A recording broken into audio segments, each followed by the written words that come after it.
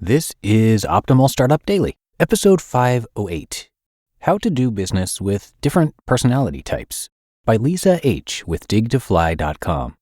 And I am Dan, I'm your host here, and welcome back to Optimal Startup Daily, or welcome for the very first time if you are just finding us.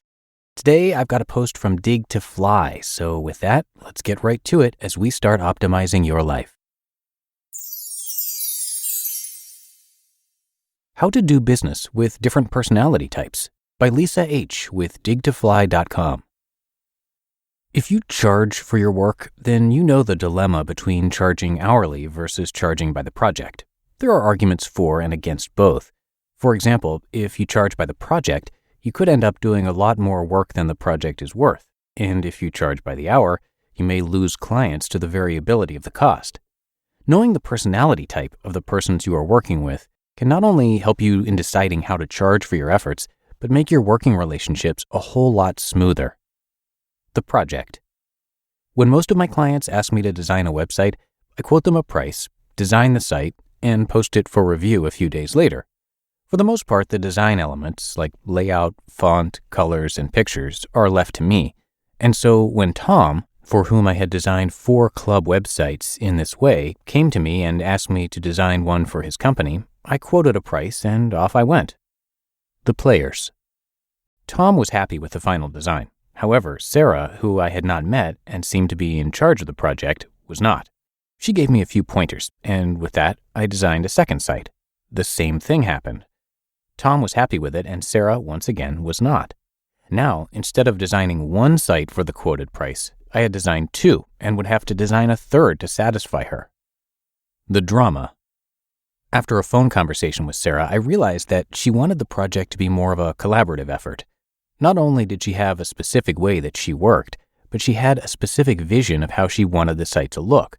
Sarah wanted to select the layouts, fonts, colors, and images that were used, and then get input from everyone else in the company. The awakening.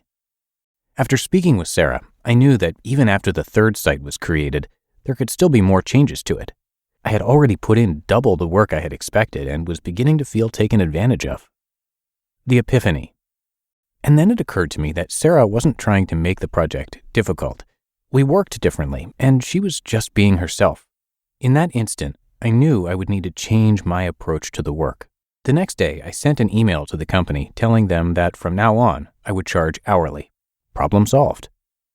The resolution. This way, Sarah could ask me to make as many changes as she wanted to, and I wouldn't mind because I knew that I would get compensated for making them. What I learned is how important it is to know the personality type of those who you work with. According to the Self Profile by National Press Publications, there are 4 broad types of personalities in the business world. Do you know which one you fit into most? How about your coworkers? S personalities.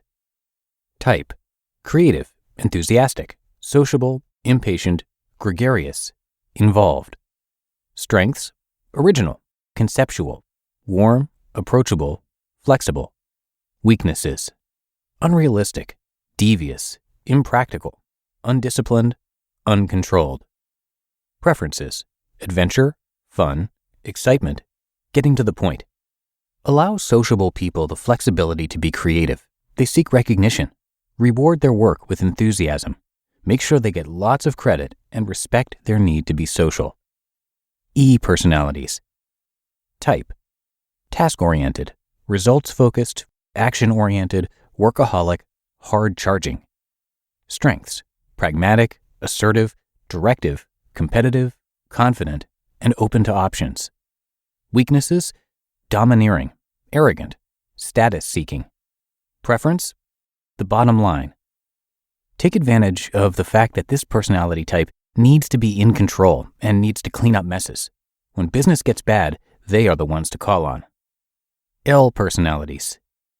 Type: emotional, caring introspection, melancholy, sympathetic, and diplomatic. Strengths: persuasive, probing, loyal, warm, sensitive, and supportive. Weaknesses: impulsive, procrastinating, subjective, overcautious. Preference: no threat or conflict, avoids making decisions or risking offending others. Treat this personality type fairly, supportively, and openly. compromise and strive for consensus. They are team players and want what is best for everyone. F personalities. Type: analytical, logical, self-controlled, detail-oriented, aloof, skeptical, conservative. Strengths: perfectionist, well-organized, objective, relational, conceptual, persistent. Weaknesses: withdrawn, sullen, dull, shy, or passive. Preference: facts, figures, proof, and thoroughness. Acknowledge this personality type's expertise. Give them factual data and be consistent. Provide them with well-thought-out plans of action. While hearing these personality types, you may have found that you fit into more than one category. This is common. We all have traits of each of the personality types. However, one is usually dominant. Remember, no one personality type is better than the other. They're just different. Keep this article in mind the next time you encounter someone. It will make your relating to them a whole lot easier. You just listened to the post titled How to Do Business with Different Personality Types by Lisa H. with digtofly.com. I just learned about an unbelievable hack that I couldn't wait to tell you about. It's a fintech company called Masterworks. They give you access to one of the most exclusive investments in history, blue chip art. Not many people realize that blue chip art prices outpaced the S&P 500 by 164% from 1995 to 2021.